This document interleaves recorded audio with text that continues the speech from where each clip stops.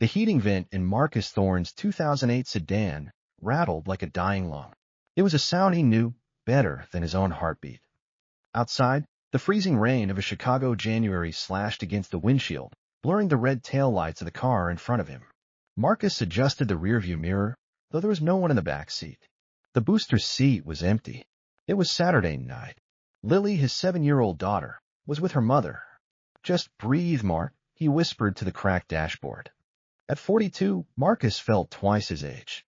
His hands, resting on the steering wheel, were rough, calloused from years of installing server racks and pulling miles of Ethernet cable through dusty crawl spaces. He was a freelance IT technician, a fancy title for a guy who fixed other people's mistakes for an hourly wage that barely covered the rent of his 2-bedroom apartment. He wasn't poor exactly, but he was always one unexpected bill away from disaster. And in a city that worshipped wealth, he was invisible. Tonight, he wasn't going home to an empty apartment. He couldn't stand the silence there, the silence that echoed off the walls where Lily's drawings were taped. Instead, he had taken a late-night contract job fixing the point-of-sale system at L'Etoile, one of the city's most pretentious French bistros. He pulled into the employee lot, parking his rusted sedan between a Porsche and a sleek black Mercedes. The contrast didn't make him angry anymore. It just made him tired.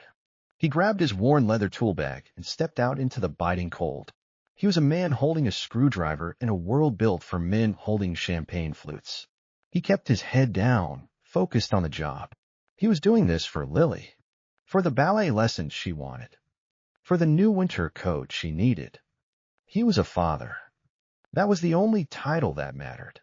Inside L'Etoile, the air smelled of truffle oil and expensive perfume. Soft jazz played from invisible speakers, drowning out the sound of the storm outside. Elena Vance sat at table 4, near the frosted window. At 45, Elena was the picture of success. She was the CEO of Vance Logistics, a company she had built from the ground up after her divorce 8 years ago. She wore a tailored emerald dress that cost more than Marcus's car, and diamonds sparkled at her throat. But if you looked closely, past the makeup, past the posture, past the steely gaze that could silence a boardroom, you would see the fracture lines. She was exhausted. Sitting across from her was Philip Sterling. He was 55, a real estate mogul with silver hair and a smile that didn't reach his eyes. Elena's mother had arranged this.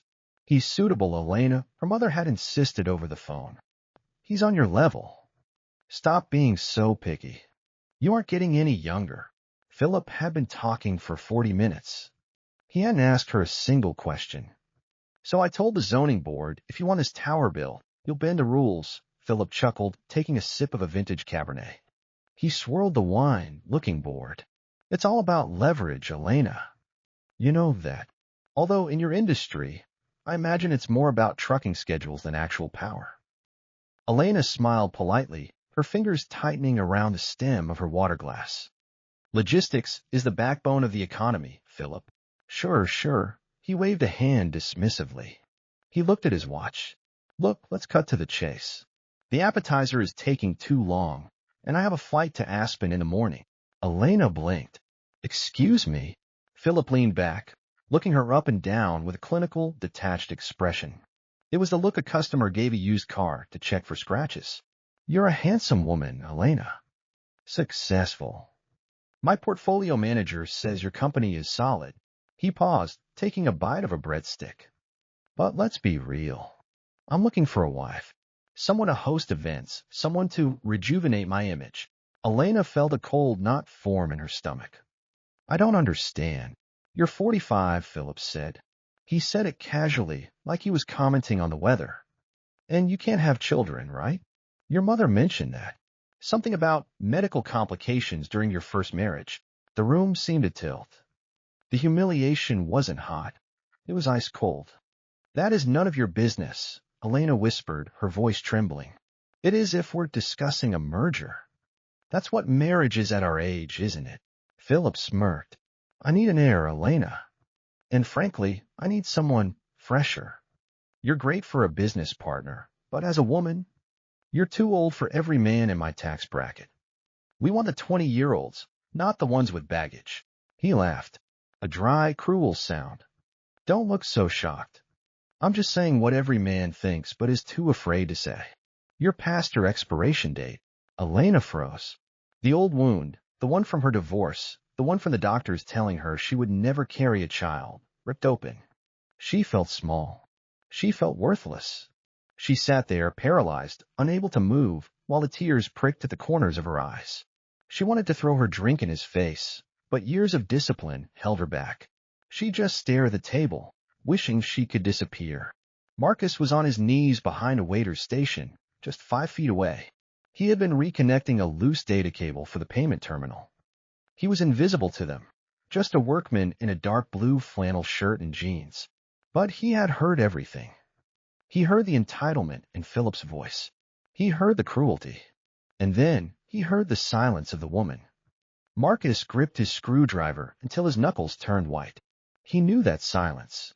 It was the same silence he felt when his ex-wife told him he was too unambitious to be a good husband. It was the silence of good people being crushed by the weight of expectations. He shouldn't get involved. He was the hired help. He could lose this contract. He needed the money. Don't do it, Mark, his brain warned. She needs help, his heart argued. Marcus looked at the woman. He saw her shaking hands. He saw the way she was trying to hold herself together with nothing but dignity. He stood up. He brushed the dust off his knees. He put his screwdriver in his back pocket. Marcus walked out from behind the station. He didn't look like a CEO. He looked like a man who worked with his hands, a man who carried the weight of the world on his shoulders. He looked like a father. He walked straight up to table 4. "Excuse me," Marcus said. His voice was deep, gravelly, and surprisingly loud in the hushed restaurant. Philip looked up, annoyed. "The kitchen is that way. We didn't order yet." Marcus didn't look at Philip. He looked at Elena. He saw the tears threatening to spill. He saw the devastation. Without thinking, without planning, Marcus reached out. He took Elena's hand. His hand was rough, warm, and calloused. Hers was soft and trembling. The contact was electric. "I'm sorry I'm late, darling," Marcus said, his eyes locking onto hers. They were kind eyes, brown, like warm coffee. "Traffic was a nightmare. I hope this guy hasn't been boring you to death." Elena stared at him, stunned. Her mouth opened slightly, but no words came out. Philip sputtered. "Who the hell are you?" Marcus finally turned to Philip. He stood at his full height, 6'1", a broad-shouldered protectiveness. He didn't look at Philip's expensive suit. He looked right into the man's soul. "I'm the man who knows the difference between a vintage wine and vinegar," Marcus said calmly. "And, buddy, you're just vinegar." "Excuse me?" Philip stood up, his face turning red. "Do you know who I am? I could buy this building." "You could buy the building," Marcus agreed. He tightened his grip on Elena's hand, pulling her slightly closer, offering her an anchor in the storm. "But you couldn't afford a woman like this in a million years. Because you think value is something you trade on the stock market. You think a woman's worth is a number on a birth certificate." Marcus looked back at Elena. "You said she's too old? You said she's past her expiration date." Marcus shook his head, a sad smile touching his lips. "You're blind. I look at her, and I don't see baggage. I see survival. I see a woman who built an empire. I see elegance. I see someone who has walked through fire and is still standing." He lifted Elena's hand and, with a gentleness that defied his rough appearance, kissed her knuckles. "To a blind man, a diamond looks like glass," Marcus said softly to her. "But to me, you're perfect." The silence in the restaurant was deafening. Every eye was on them. Philip looked like he had swallowed a lemon. He looked at Marcus, the tool belt, the flannel shirt, the defiant jaw, and then at Elena, who was looking at Marcus as if he were a knight in shining armor. "This is ridiculous," Philip scoffed. He threw his napkin on the table. "Elena, if you prefer the company of the janitor, be my guest. I'm leaving." Philip grabbed his coat and stormed out, leaving a wake of awkward tension. Marcus let out a breath he had been holding. The adrenaline was fading, replaced by the sudden realization of what he had just done. He was holding the hand of a woman who probably made his yearly salary in a week. He gently let go of her hand. "Ah, I'm sorry," he stammered, stepping back. "I didn't mean to overstep. I was fixing the register behind you, and I couldn't listen to that prick talk to you like that." Elena was still staring at him. The tears that had been threatened finally fell, but they weren't sad tears anymore. They were tears of relief. You. Her voice cracked. She cleared her throat and stood up. You didn't overstep. She looked at the empty chair where Philip had sat. Then she looked at Marcus. She saw the fatigue in his eyes, the grease stain on his jeans, the honest worry on his face. You saved me, she whispered. He was a bully, Marcus shrugged, looking down at his boots. I hate bullies. I tell my daughter all the time, you have to stand up to them. Your daughter. Lily. She's 7. Marcus smiled, and for the first time his face lit up. It transformed him from a tired worker into something handsome. Elena grabbed her clutch purse. She felt a sudden, desperate need to not be alone and to not let this man walk away. I'm Elena, she said, extending her hand properly this time. Marcus, he took it. I should probably get back to work before the manager fires me. Are you finished? She asked. Technically. Yeah. System is online. Then let me buy you a drink, Elena said. Please. I don't want to stay here, but I don't want to go home. Marcus hesitated. He thought about his bank account. He thought about the ramen noodles waiting for him at home. Then he looked at Elena's eyes, lonely, hopeful, and kind. I know a place, Marcus said, but it's not like this. No truffle oil, just good coffee and pie. Elena smiled, a genuine smile that made her look 10 years younger. That sounds perfect. They ended up at Jerry's Diner, a neon-lit establishment on the other side of town. The vinyl seats were cracked, and the air smelled of bacon and sanitizer. Elena had left her fur coat in the car, draping Marcus's heavy canvas work jacket over her shoulders instead. It was too big, but it smelled like cedar and rain, and she found it incredibly comforting. They sat in a booth, nursing mugs of hot chocolate. So, Marcus said, picking at a loose thread on his sleeve, you're a CEO. Logistics. Trucks, ships, planes. Elena nodded. It sounds boring, I know. No, Marcus said earnestly. It sounds complex. Getting things where they need to go. That's like a puzzle. I like puzzles. That's why I like coding. You code. Python, mostly. Automation scripts. I'm trying to build a web scraper for, well, a side project. He looked embarrassed. I'm trying to make a YouTube channel. Stories. But right now, I'm mostly just fixing cash registers to pay for Lily's braces. A single dad who codes and tells stories, Elena mused. You're a man of many layers, Marcus Thorne. And you, Marcus pointed his spoon at her. You're not just a CEO. I saw you earlier. When that guy was talking, you weren't angry about the business talk. You were hurt by the personal stuff. Elena looked into her cocoa. The steam warmed her face. I can't have children, she said. The words came out easier than she expected. Maybe because Marcus was a stranger. Maybe because he had already defended her. My ex-husband, he wanted a family. We tried for years. IVF specialists. Nothing worked.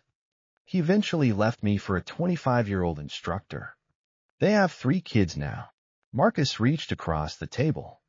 He didn't take her hand this time. He just rested his fingers near hers, a silent offer of support. I'm sorry, he said. That man tonight, Philip.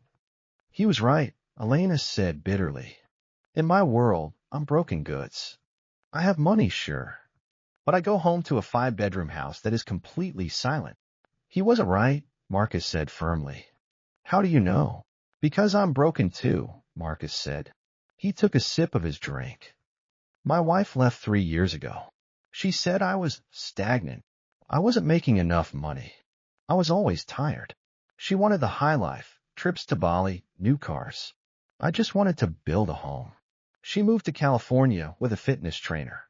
She sees Lily maybe twice a year. Marcus looked out the window at the rain. I work 60 hours a week.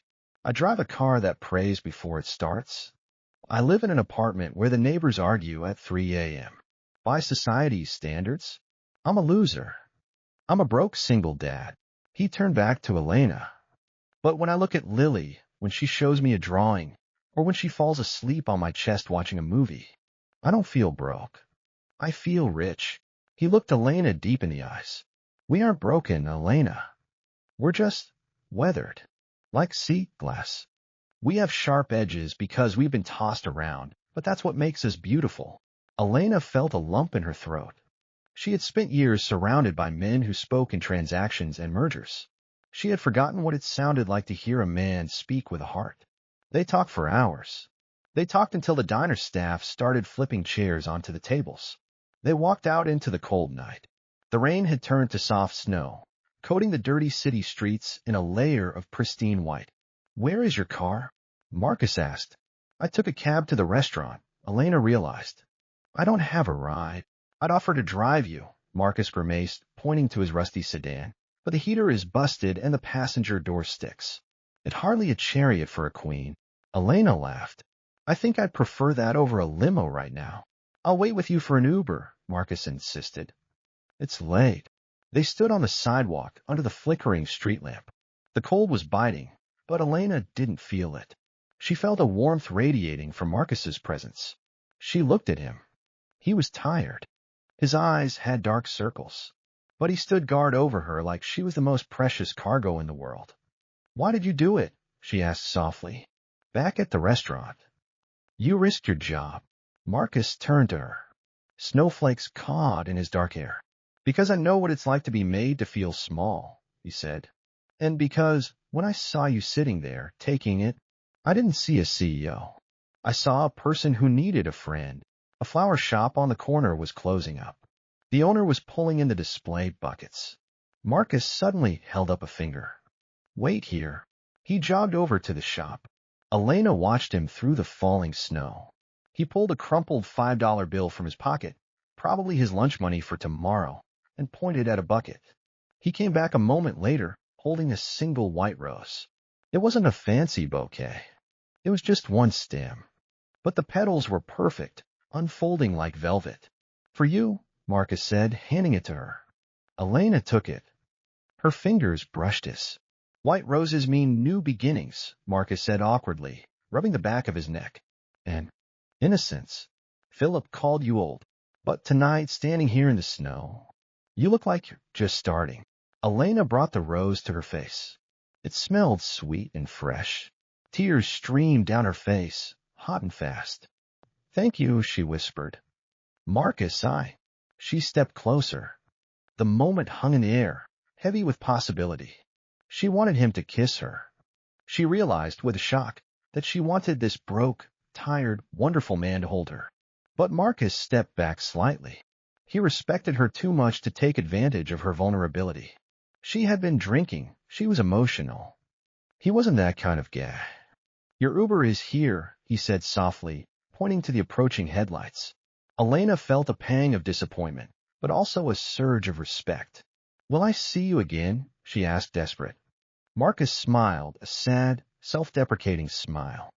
"Elena, look at you. Look at me. Tonight was a magic. But tomorrow? You're a CEO. I fix computers. We're from different planets." "I don't care about planets," Elena said fiercely. "I do," Marcus said. "Because I won't be another man who wants something from you. I won't be the guy who drags you down." He opened the car door for her. "Marcus, wait." "Good night, Elena," he said. He closed the door. As the car pulled away, Elena watched him through the rear window. He stood alone on the snowy corner, hands in his pockets, watching her go until he disappeared into the white night. Monday morning at Vance Logistics was usually a flurry of activity. But today the CEO was distracted. Elena sat in her corner office, staring at a white rose she had placed in a crystal vase on her desk. She couldn't focus on the quarterly reports. She kept hearing Marcus's voice. "To me? You're perfect." She looked up his name. It wasn't hard. He had mentioned the IT contracting company. She found his employee file. Marcus Thorne, senior technician. Hourly rate, $45. She saw his address. It was in a rough neighborhood. She saw his tax forms, single dependent, Lily Thorne. She felt a pang of guilt. She had more money in her purse than he likely had in his savings. But he had bought her a flower. He had bought her dignity. Mrs. Vance, her assistant, Sarah, buzzed in. "The server room on the 4th floor is overheating. The IT contractors are here." Elena's heart stopped. "Who sent them?" Tech solutions. Same as always. Elena stood up so fast her chair spun around. Send them up. No, wait. I'm coming down. The server room was noisy with the hum of cooling fans. Marcus was there, kneeling on the floor, sweat on his brow, wrestling with a bundle of fiber optic cables. He looked exhausted. He had clearly pulled a double shift. Pass me the crimper, he said to his partner without looking up. I don't have a crimper, a female voice said. Marcus froze. He knew that voice. He turned around slowly. Elena stood in the doorway. She wasn't wearing her usual power suit. She was wearing jeans and a soft cashmere sweater, an outfit that looked surprisingly approachable. Elena, Marcus breathed. He scrambled to his feet, wiping his dirty hands on his pants. Ah, I didn't know this was your building. I mean, I knew the company name, but I didn't connect. You didn't know I owned the building? Elena smiled, stepping into the noisy room. I try not to think about how rich the people I work for are, Marcus admitted. It's bad for my morale.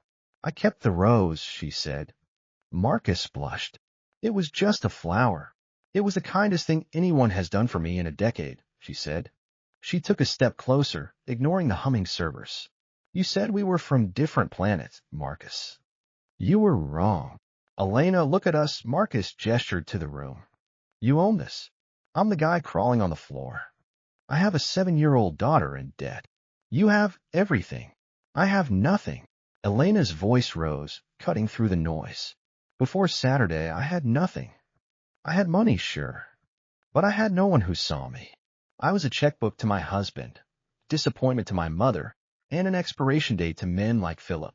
She stepped right up to him. She could smell the coffee and hard work on him. It was the best smell in the world. You saw me, she whispered. You saw the sea glass. You said I was perfect. You are, Marcus said, his voice rough with emotion. But I can't offer you the life you deserve. I don't want a life, Elena said. I want a partner. I want someone who teaches his daughter to stand up to bullies. I want someone who buys a single rose with his lunch money because he wants a woman to feel beautiful. She reached out and took his rough, calloused hand in her manicured ones. I'm asking you on a date, Marcus Thorne. A real one. Not coffee and pie. Dinner. And I want to meet Lily. Marcus looked at her. He looked for the pity, or the game, or the joke. He found none. He only found hope. She's loud, Marcus warned, a smile tugging at the corner of his mouth. And she asked a million questions. I like questions, Elena smiled. And I love stories. Marcus let out a long breath, the tension of years of struggle melting away from his shoulders. He squeezed her hands. Okay, he said, but I'm driving.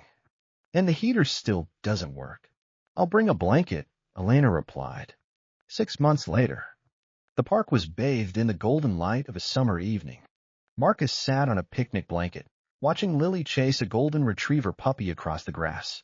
The puppy was a gift from Elena, not expensive, just a rescue with floppy ears and a tail that never stopped wagging. Elena sat beside him, leaning her head on his shoulder. She looked different. Her hair was looser. She laughed more. The sharp lines of stress around her eyes had softened. She calls you Mom sometimes, you know, Marcus said quietly, watching his daughter. To her dolls. Elena felt her heart skip a beat. I know. I heard her telling her teddy bear that Mom Elena makes the best pancakes. Elena looked down at her hands. She would never carry a child. That pain would always be a part of her, a scar on the sea glass. But looking at Lily and feeling Marcus's arm around her, she realized that family wasn't defined by biology. It was defined by who showed up, who stayed, who loved. I sold the big house, Elena said suddenly. Marcus looked at her. You what? It was too big, too quiet. I bought a place near your apartment. One near the school district. It has a big yard, enough room for a puppy, and a little girl, and a studio for a writer. Marcus stared at her. Elena, I believe in your stories, Marcus. I believe in you. You shouldn't be fixing cables forever. You should be creating. Marcus kissed her forehead. It wasn't a desperate kiss or a hungry one. It was a kiss of profound gratitude and deep, abiding love. You really are too old for those other men, Marcus whispered against her hair. Elena pulled back, raising an eyebrow playfully. Excuse me? Marcus grinned, the sun catching the happiness in his eyes. You're too old for the boys who want a trophy. You're just the right age for a man who wants a life. Lily came running back, breathless and giggling, collapsing into the space between them. Marcus wrapped one arm around his daughter and the other around Elena. For the first time in his life, Marcus Thorne didn't feel poor. He looked at the woman who loved him and the daughter who adored him. He was the richest man in the world.